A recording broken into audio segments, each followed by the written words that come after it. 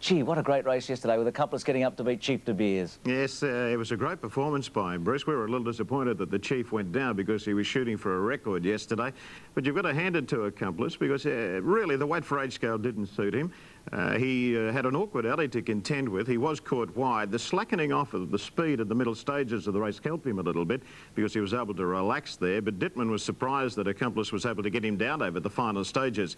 He'll now head towards the Doomben 10,000 and then the Stradbroke after that. And in the Stradbroke, with only 52 kilos on his back, he's going to give it a real shake. It's going to be a pretty short price favourite if he continues to race as well as this. Chief De Beers going for his 16th win at Doomben. It's a remarkable record that he's got. 15 wins from 24 starts, I think.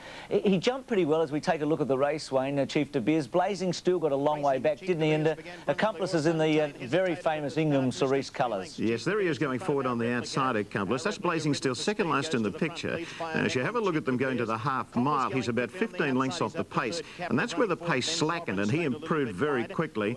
But in doing so, he ran up onto the heels of a horse in front, lost his momentum, and then really got to the line over the final part of the race. You can see Chief De Beers in a beautiful position there, but then the speed slackens and Dittman comes away from the rails on Chief De Beers. You can see Accomplice still wide on the track, and look at Blazing Steel now running up into the back of those horses in front and just losing his momentum for a couple of strides there. It might have made the difference. Blazing Steel starting to track into them, but he's over on the inside. Well back as Monopolise and Suntain last of all. They head for home now, 400 metres left to go. Our Replica a neck in front of Chief De Beers. Third on the outside is Accomplice. Poetic King is just behind them, then Captive, followed by Sovereign State. Monopolise on the outside. Chief De Beers hit the lead, 200 metres to go. Mick's gone for him now. Accomplice is a danger on the outside. Accomplice coming out to Chief De Beers. Chief De Beers in front, he's fighting. Accomplice got his nose in front. Accomplice too good for Chief De Beers. Yes, Accomplice first, Chief De Beers second. Tight third, Poetic King or Blazing Steel flying home. Yeah, they're the two horses on the up, aren't they? The winner and the fourth horse, with Poetic King and Chief De Beers having been around for a fair while. Wayne, we spoke with Mick Dittman, the rider of Chief De Beers, after the race, and he had no excuses at all. This is what he had to say. Didn't shirk his task. He had a beautiful run and he tried hard. I reckon the last 400 metres will be pretty quick.